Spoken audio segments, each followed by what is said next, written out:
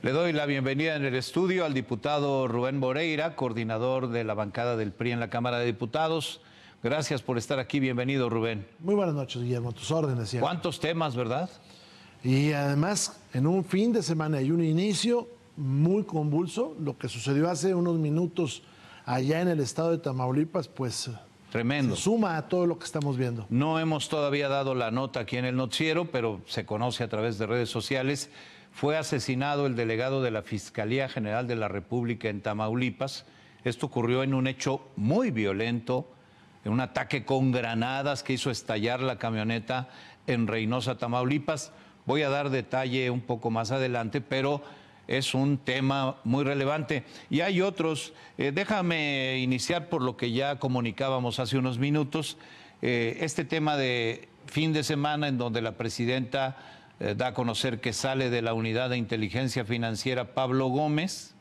Ya me referirás tu opinión sobre el personaje, pero además se va para ser el coordinador de una comisión que se acaba de crear por decreto presidencial apenas publicado esta tarde, denominada Comisión para la Reforma Electoral, que ha sido creada por la presidenta Sheinbaum, que pretende presentar antes de que acabe el año, esto quiere decir durante el periodo ordinario de sesiones, una reforma electoral de la cual ya adelanta por lo menos tres cosas: no a los pluris, baja o disminución en los recursos que se entregan, las prerrogativas que se entregan a los partidos políticos, y una reducción también de los gastos en materia electoral. Dame tu opinión sobre esto.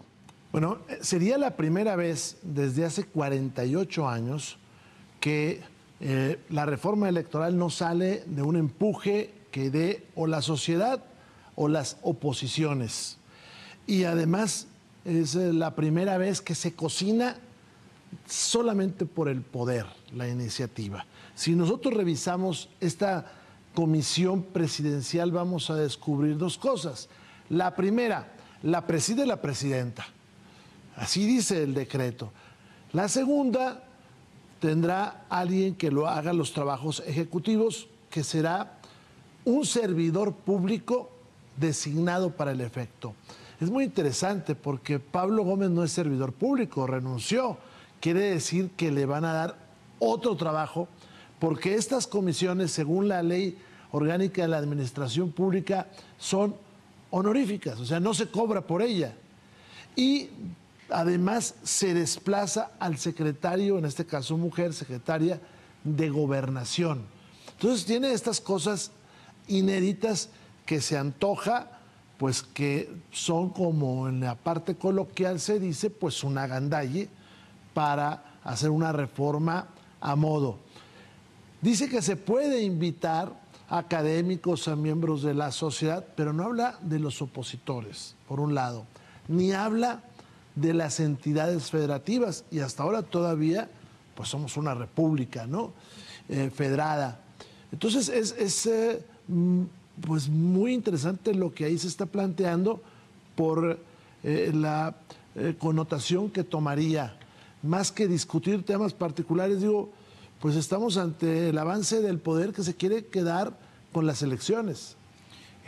Interesante y preocupante, le añadiría yo ese adjetivo a lo que tú has referido.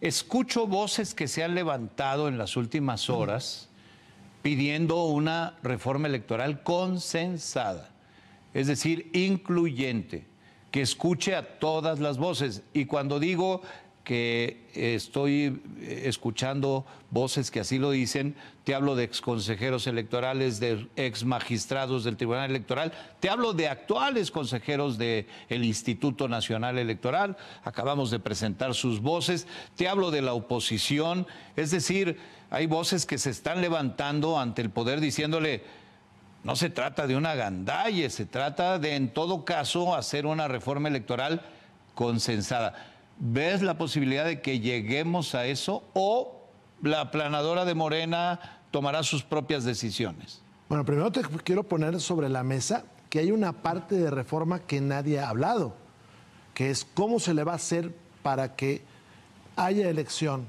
en el 27, la ordinaria, más la elección que falta de los jueces y magistrados. La segunda parte. La segunda parte. Así como está, va a ser imposible es gravísimo hacer esa elección.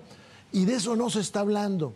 En el PRI hay una reflexión de cuál va a ser la participación de nosotros, porque morder el anzuelo de ir a una reforma y buscar participar en consensos cuando lo que se quiere es destruir a la democracia, hombre, es muy, muy, muy peligroso, hay que tener cautela. Pero además se le están diciendo mentiras a la gente. La primera, es que los plurinominales son malos. No, los plurinominales representan a los electores que votaron por una opción que no triunfó. En el 2021 fue el 52%. Y en el 2024 fue el 46%. Esos electores se representan con los plurinominales. Segunda mentira que se dice, es que no se vota por los plurinominales. Ah, caray, si uno ve, la boleta por un lado trae al que va de mayoría y por el anverso, o por el reverso más bien, trae a los plurinominales. Cuando alguien va en coalición, Juan va en coalición por 3 partidos, puede ser panista, pero tú votas en el cuadrito del PRI y es para la lista plurinominal del PRI que va atrás. ¡Ojo! ¿No le dijeron a la presidenta eso? ¿O no ha visto una boleta cómo es? ¿No sabe la lógica de esto? Pues oye, caray, esto es peligroso. Y ojo, la opción A, aquella que presentó López Obrador, la primera que presenta, eran 32 listas de plurinominales, o sea, una por estado. Esa fue la reforma que presentó López Obrador, hecha por Pablo Gómez. Entonces estamos ante una situación, pues, muy voluble, ante la construcción de argumentos que a mí se me antoja son para distraer la atención de lo que está pasando en el país. Sí, y lo que está pasando en el país. Yo veo quedarse con el poder, ¿no? Sí, y es delicado. A ver, cuando hablas de la elección del 27 es muy relevante. Se pretende hacer coincidir la elección intermedia, que es una elección enorme, 16 gobiernos estatales, congresos estatales, alcaldías en todas esas entidades, toda la Cámara de Diputados, las alcaldías de la Ciudad de México. Es decir, se quiere empatar esa elección con la segunda parte de la elección judicial, después de que hemos presenciado un desastre en la primera elección judicial, solo permitida porque el INE juega a favor y el Tribunal Electoral juega a favor de lo que Morena dice. De otra manera, se hubiera anulado la elección judicial porque estuvo plagada de irregularidades, la última de ellas, los acordeones que sin pudor alguno fueron distribuidos para que la gente votara por esas candidaturas judiciales. Es un desastre, hay que decirlo como es, no es de partidos o de opciones políticas o de que uno le juegue a un partido a otro, no, esa es la realidad cruda y clara. No sería oportuno hacer en el 27 la segunda elección judicial. Lo prudente sería perfeccionar el sistema de elección y sacar una enmienda a la ley para que pueda realizarse después. Es que hoy mismo la Constitución dice lo que tú estás mencionando, es decir, falta la elección a todo esto que ya dijiste de todos los poderes judiciales de los estados, porque hay unos que adelantaron una parte, pero hay entidades como por ejemplo Jalisco que no se ha electo ningún juez todavía ni magistrado local. Entonces irían todos en esta mega elección que además se quiere estropear con estos cambios.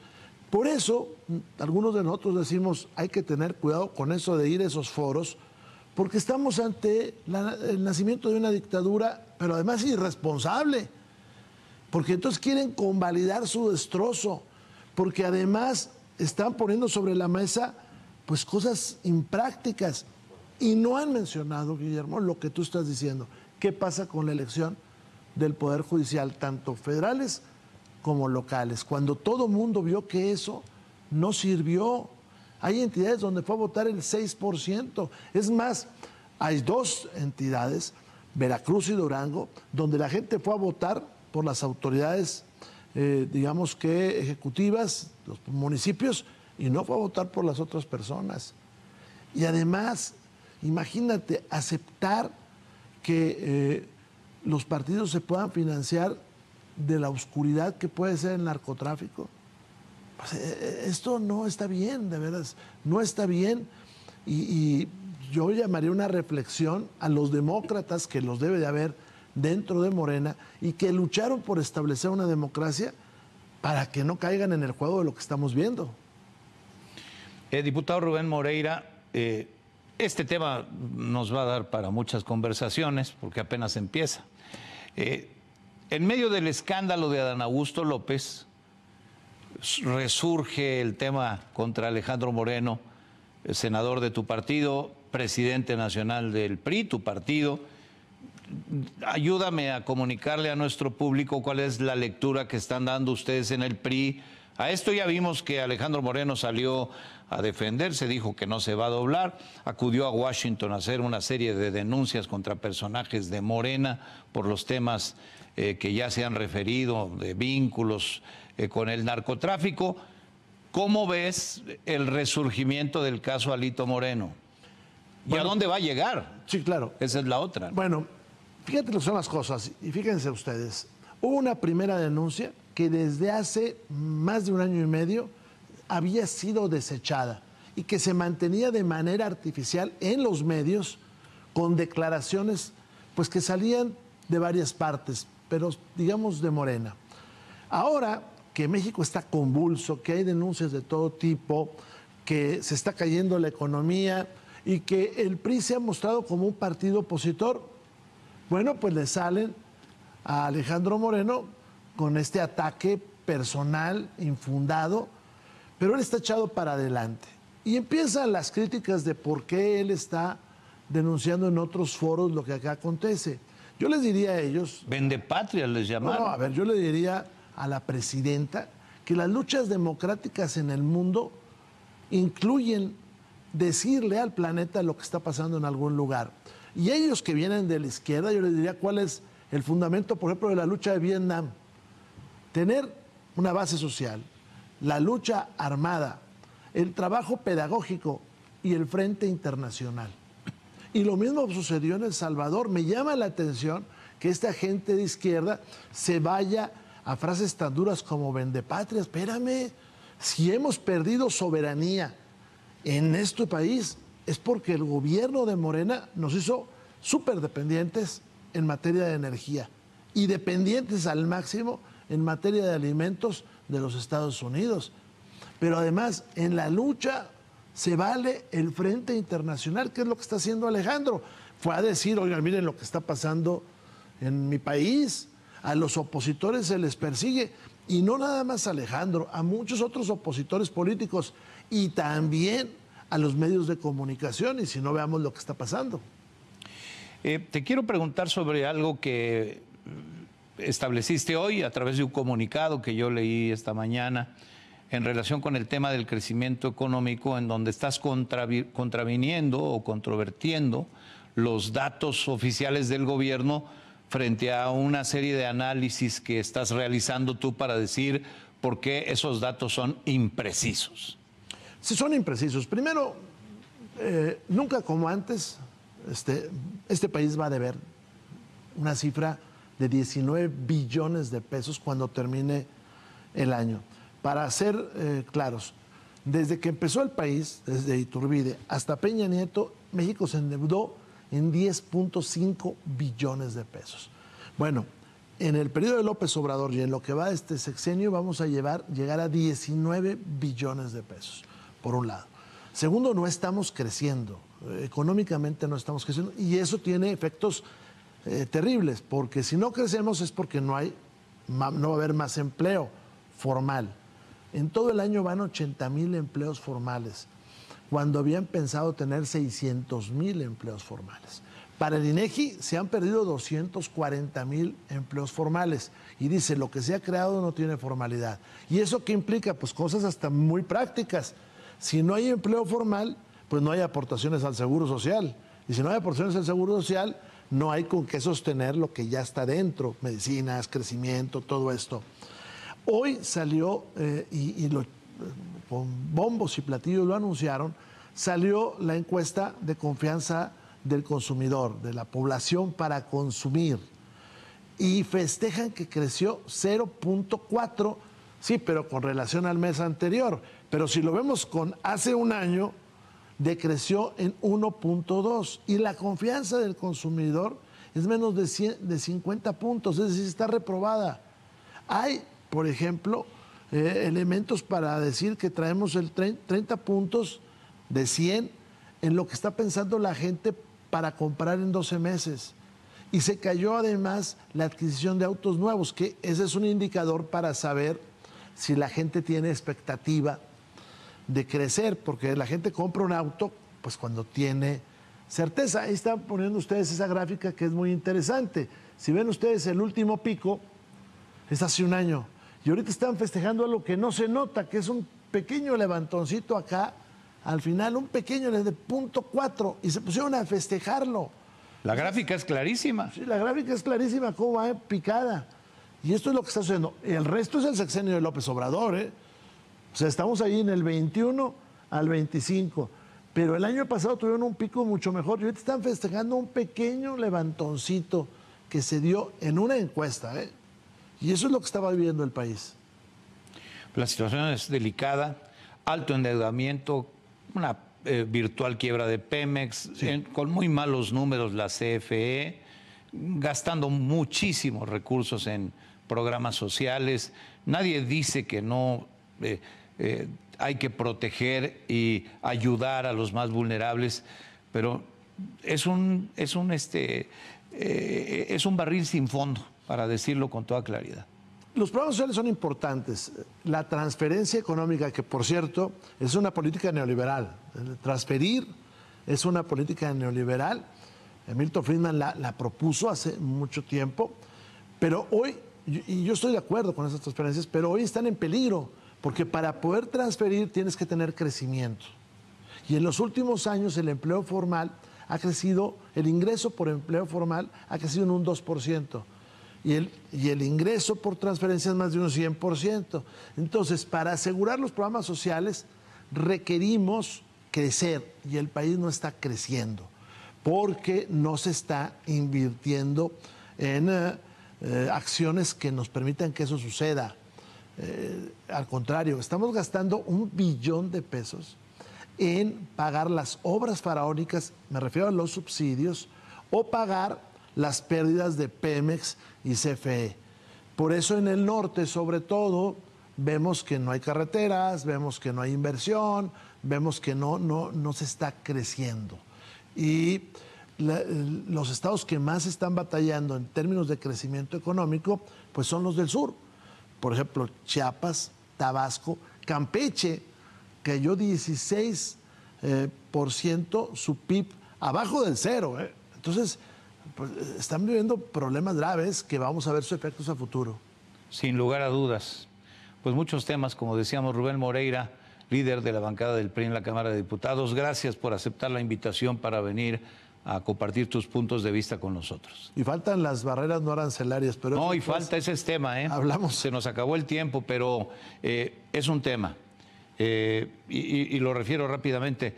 En los acuerdos de la llamada, nosotros obtuvimos solo una prórroga. Ganamos tiempo, pues otra vez 90 días, 3 meses, que van a ser meses de incertidumbre. ¿Qué dio a cambio la presidenta Sheinbaum para ganar eso?